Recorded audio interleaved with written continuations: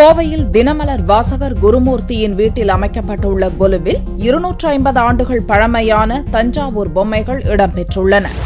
நவராத்திரியை முன்னிட்டு இந்துக்கள் தங்களுடைய வீட்டில் விதவிதமான பொம்மைகளை வைத்து கொலு வழிபாடு செய்வது வழக்கம். இந்த ஆண்டு நவராத்திரி திருவிழா கடந்த 25ஆம் தேதி துவங்கியது. கோவையில் உள்ள தினமலர் வாசகர் குருமூர்த்தி தனது வீட்டில் 250 ஆண்டுகள் பழமையான தஞ்சாவூர் பொம்மைகளை கொண்டு கொலு வைத்துள்ளார். 5½ அடி கௌரி அம்மன் சிலை, யசோதை, கிருஷ்ணன், ராமர் பட்டாபிஷேகம் என 80க்கும் மேற்பட்ட பொம்மைகள் இந்த கொலுவில் இடம்பெற்றுள்ளன.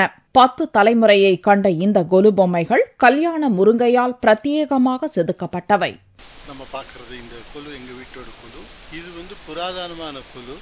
எங்க பரம்பரையா ஒரு 250 வருஷத்துக்கு மேல 300 வருஷத்துக்குள்ள இந்த கொலு எங்க பரம்பரையா வச்சிட்டு இருந்தது. இது நாங்க தொடர்ச்சியா இது 10வது தலைமுறை என்னமோ நாங்க வச்சிட்டு வரோம் இந்த கொலுவை. இந்த பொம்மை எல்லாம் ஒரு மக்கு பொம்மைகள்னு சொல்லுவாங்க.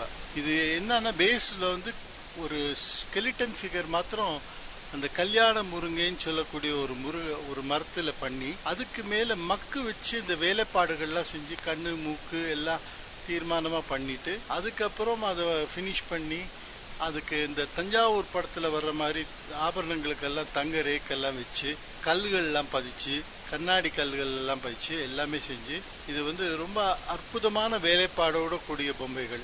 இதுபோன்ற அரிய வகை பொம்மைகள் தமிழகத்தில் வேறு எங்கும் இல்லை என கூறும் குருமூர்த்தி, அரியலூர் கலியபெருமாள் கோவிலில் இருப்பதாக தகவல் உள்ளது என்றும் தெரிவித்துள்ளார்.